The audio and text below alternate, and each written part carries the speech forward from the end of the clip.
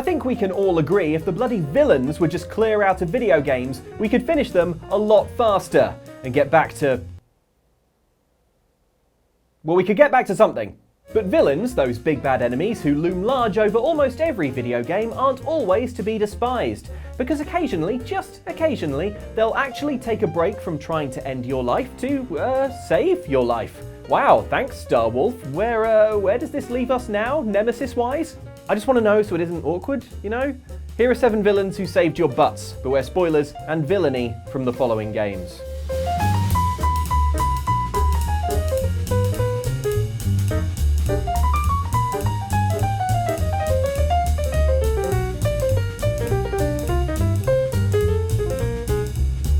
Pitiful, heartless, mindlessly collecting hearts. And yet, they know not the true power of what they hold. The rage of the Keyblade releases those hearts. They gather in darkness, masterless and free, until they weave together to make Kingdom Hearts. And when that time comes, we can truly, finally exist. What in the world do you think you're prattling on about? You know Maleficent, baddie from Sleeping Beauty, floaty sleeves, horned headpiece, evil cackle.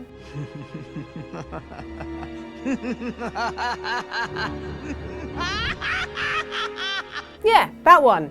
Right from the back of the throat. In the first Kingdom Hearts game, Maleficent was one of the main big bads, namely a big and bad dragon you had to fight right near the end of the game. So when she returns in Kingdom Hearts 2, you imagine that she'd be pretty cheesed off and want to get her revenge on you ASAP. Maleficent! Well, actually, she saves your butt 3 times! Without going into the details with regards to things like the Heartless, Nobodies, and what the hell actual Kingdom Hearts is, because I've played 3 games and I'm still not actually sure, Maleficent decides in Kingdom Hearts 2 that keeping Sora, Donald, and Goofy alive is in her best interests for her master plan of winning Kingdom Hearts, whatever that is. The heart of all kingdoms. The heart of all that lives. A dominion fit to be called Kingdom Hearts must be my dominion! A place. That sounds like a place, I think. The first time Maleficent gets you out of trouble, she saves you from Sykes, or Sykes, oh, I can never remember, a member of Organisation 13, and a bunch of nobodies, which is the game's quite harsh name for these white wibbly monsters with bodies and souls but no hearts. Which are not the Heartless, because those are living manifestations of the darkness within people's hearts, and oh, I'm going into the details, oh, I'm sorry, someone please stop me, we'll be here all day, and it still won't make any sense by the end of it. When Maleficent creates a barrier of her iconic magical green fire between you and the wibbly wobbly nightmare creatures, she makes it very clear that she's just doing this to use you and your Keyblade abilities, and most definitely not doing it for your benefit. Do not misunderstand me. I shall have my revenge on you yet. And yet, when cutscene Sora completely fails to utilise this huge advantage given to him, the likely most evil being in Disney canon saves his ass yet again by magicking him the hell out of there. Imbeciles! You can't be trusted to do anything. Huh? To be fair, Maleficent, they are just a small boy, a duck with anger management issues, and a dog who's literally called Goofy. Wait, Goofy's a dog? The third and final time Maleficent saves you is right near the end of the adventure, as you're making your way through the castle that never was, the home of evil Organisation 13, which sits directly beneath Kingdom Hearts. Upon being met by a swarm of Heartless, our heroes and their allies are saved by Maleficent and Pete. Be gone from here.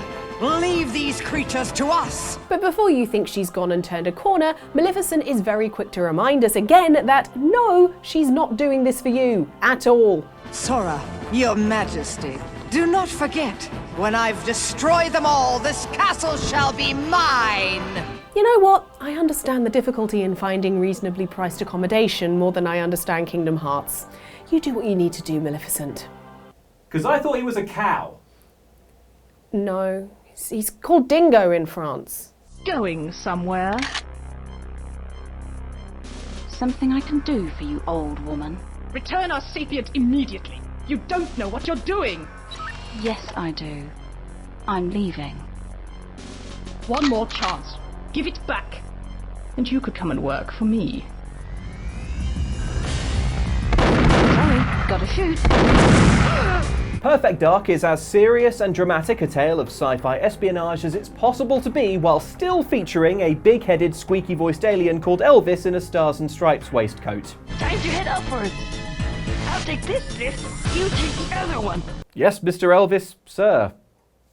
Desperate to take advantage of alien technology is Perfect Dark villain Cassandra de Vries, who controls the Datadyne Military Research Corporation, and is first encountered by playable hero Joanna Dark during an infiltration of Datadyne's HQ. Who are you and what are you doing here? Look out! A mission in which expert spy Joanna must acquire an important necklace from Cassandra, using every ounce of subtlety and tradecraft at her disposal. Or that. After this admittedly terrible first impression, de Vries becomes Joanna's nemesis and spends a good portion of the game trying to have you killed, for instance by sending her legions of shotgun-wielding bodyguards after you. We meet again, girl. You've become quite an annoyance. Unfortunately, controlling a powerful military corporation and an even more powerful haircut isn't enough for Cassandra, and she soon enters into a deal with the sinister Skedar, a different alien race who promise Cassandra vast amounts of alien tech but soon betray her, leading to Joanna and her hated enemy sharing a jail cell. I'd better not be where I think I am.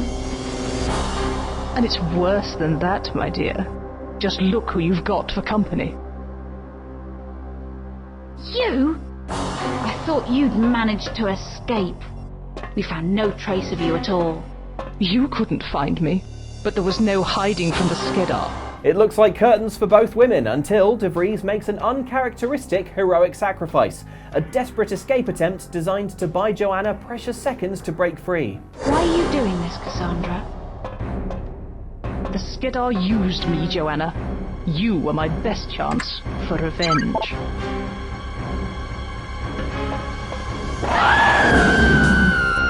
The plan works and Joanna gets loose, but soon finds her unlikely ally lying silently on the floor before she has a chance to thank de Vries. But who knows, perhaps Cassandra's just unconscious, or oh no, she's dissolved. Ah, well, take our thanks as implied.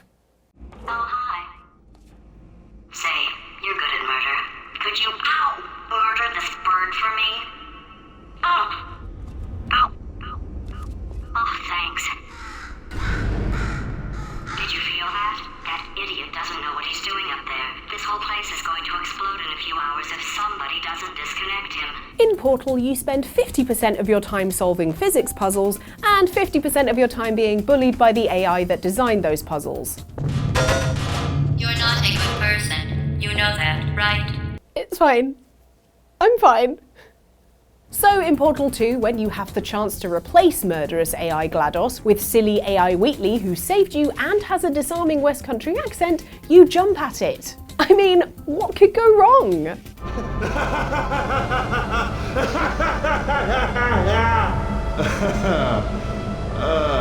Actually, why do we have to leave right now? He's gone all evil. Yeah, that can happen sometimes. Upon going all evil, Wheatley turns GLaDOS into a potato and slams you both further into the depths of Aperture Science's underground facility, where this homicidal AI recalls the old adage, the enemy of my enemy is my friend, or at least recalls that you have legs and that she doesn't, because she's a half-eaten potato at this point. I can't move, and unless you're planning to saw your own head off and wedge it into my old body, you're going to need me to replace him.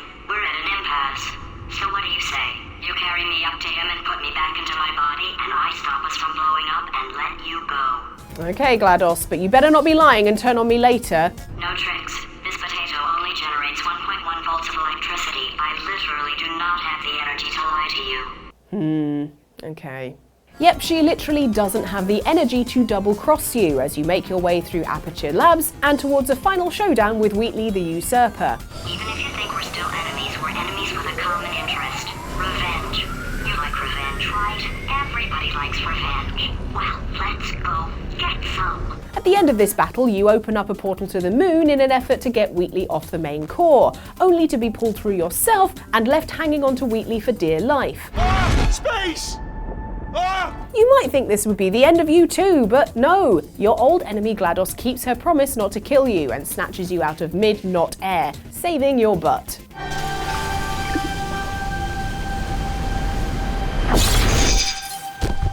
Oh, GLaDOS! I hope this means we can be buddies now. Just go.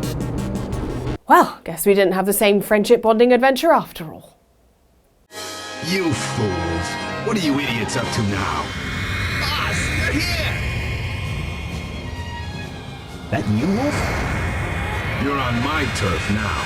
Watch your step, Fox. Fans of the Star Fox series will know that the games are about you, Fox, gunning down legions of foes with the help of your best friends and squad mates, like Peppy the Hare, Slippy the Toad, and also Falco, the d***head bird is there. You're not doing too well, are you, Fox? This friendship is toxic, Fox. Appropriately, Fox has a series-spanning rivalry with another anthropomorphic mammal, the deadly mercenary leader Star Wolf, who runs his own gang of evil animal pilots, like a chameleon, and what I can only describe as an extremely sensual panther. Allow me to introduce myself. I am Panther, and all who see my rose meet death. Nobody wants to see panthers rose, so the Star Fox team tend to steer clear of this nefarious gang of ne'er-do-wells, who surely have too much bad blood between them by the point of 2005's Star Fox Assault on the GameCube to ever cooperate. Or so it would seem, until a mission quite far into the game set in the city of Corneria. A city which, at this point in the plot, has been invaded by insectoid beings called Aporoids, a threat that risks conquering the whole dang Lylat system. While the members of the Star Fox team circle overhead, Fox leads the attack on the ground, destroying Aporoid radar jammers. Great, Fox! Now we can use radar. When enough jammers have been destroyed, your trusty teammate Peppy beams in Fox's R-Wing spacecraft. But when Fox reaches it, oh no! He's surrounded by deadly Aporoids. What the? Now Fox is surely dead. Or so it would seem. You're a pitiful sight, pup. Because when all seems lost, who's this showing up out of nowhere when the chips are down? Why, it's only your old adversary Star Wolf, who unexpectedly saves Fox's fluffy behind at the very last moment. Wolf! What are you doing here? You're the one who dropped in unannounced. And if anyone's gonna tan your hide, it's gonna be me. Wolf keeps his reasons for saving Fox largely to himself. Perhaps he recognises Team Star Fox as the only real hope of defeating the Aporoids, or perhaps he secretly just really likes him. Looks like they got a thing for us. The battle's on, Fox. Or perhaps Wolf just realised letting Fox wing walk on the outside of his spacecraft is the best opportunity either of them is going to get to kill Falco. Yo, Fox, you think blasting me is fun or something? Mammals gotta stick together, Falco. Try giving birth to live young next time. You two are friends? That's the first I've heard of this. Ha! Don't get it confused, kid. I'm no friend of his. We both want answers to the same questions, so we decided to work together. That's all. It's safe to say that there hasn't always been a positive relationship between puzzle solver Professor Layton and evil genius Don Paolo. Don Paolo has tried to murder/maim the Professor multiple times, at one point trying to crush him with a giant unhinged remote-controlled Ferris wheel, which is not the kind of thing you move past.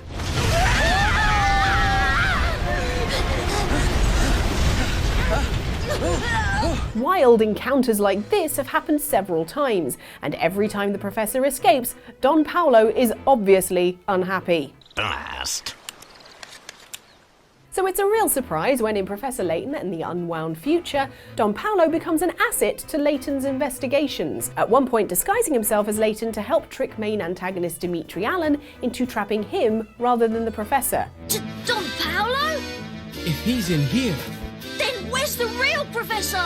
It's a clever ruse. In fact, Professor Layton's apprentice Luke is even more surprised than we are. I still don't understand why Don Paolo's here. Can someone please explain that to me? Always with the questions. Won't you put a lid on it for a few minutes, you brat? I most certainly will not.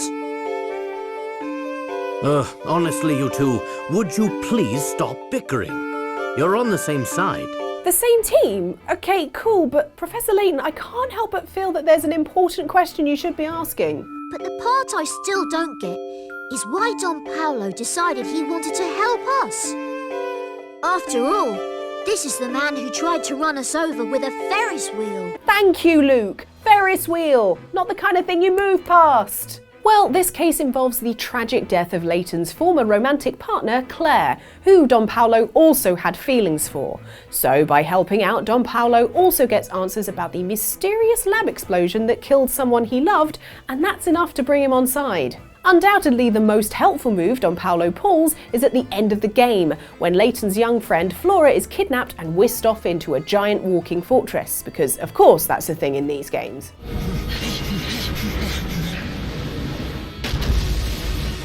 To rescue her, Professor Layton takes his Layton-mobile, or more accurately, a copy of his Layton-mobile constructed by Don Paolo. Time's running out.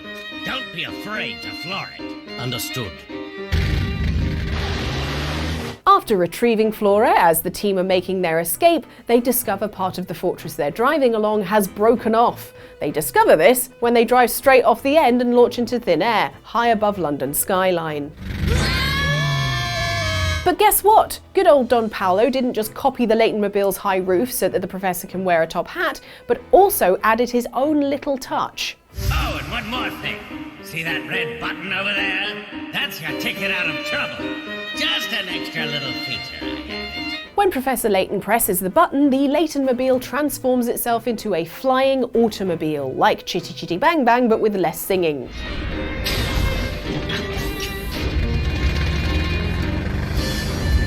With this, Don Paolo saves the day and even applauds his hated foe. Ah! Well done, Layton! Going by that reaction, he might not consider Professor Layton his arch-nemesis anymore. We hope. Maybe just stay away from all Ferris wheels, just to be safe. It's you and me, prisoner! Stay close! What does it take to kill this monster? Trailer! You damn traitor! Out of my way! We're escaping, Hatter. You're not stopping us this time. Fine. I hope that dragon takes you all to Sovereign. Many of the villains on this list are playing it smart, helping you because, for the time being, you share a common enemy. But imagine how stupid they'd have to be to accidentally help you, their nemesis.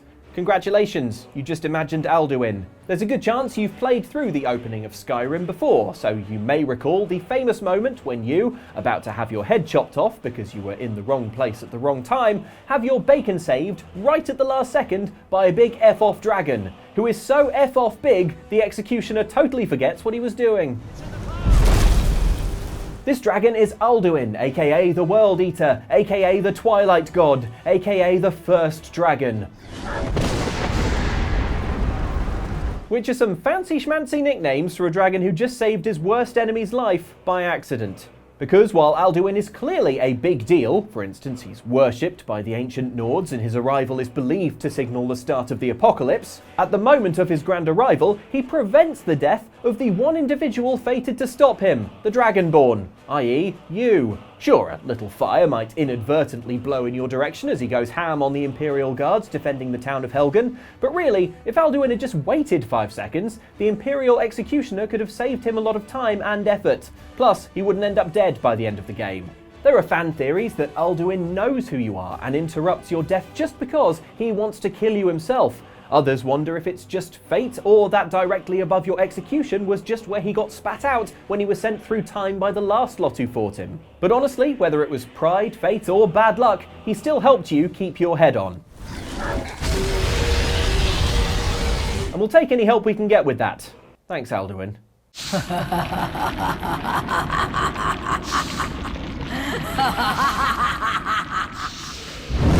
So we finally meet again.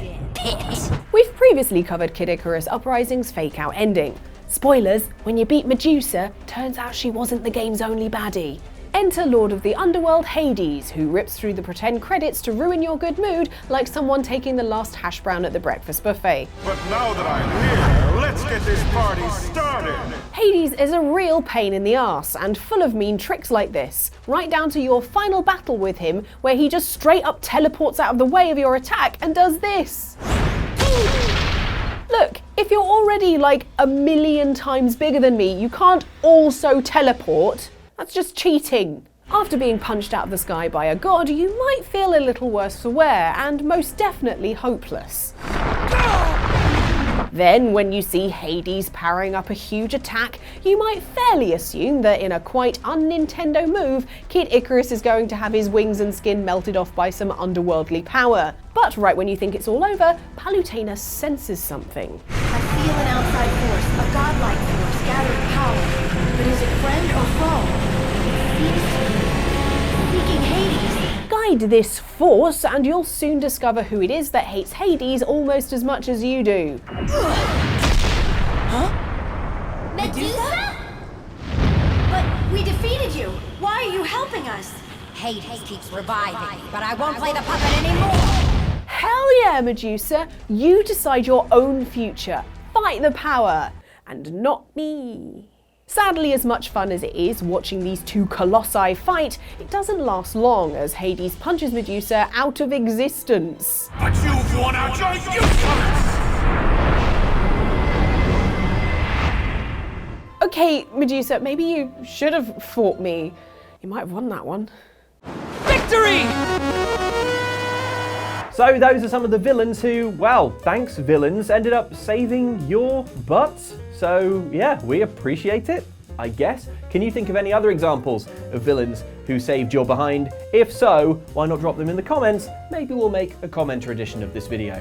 And if you really want to go the extra mile in supporting the work that we do here, and it is work, because like I had to think quite a lot about that sensual panther, okay? And that's gonna stay with me. And I had to listen to it. And Ellen had to listen to it, okay? So, you know, it's capital W work over here.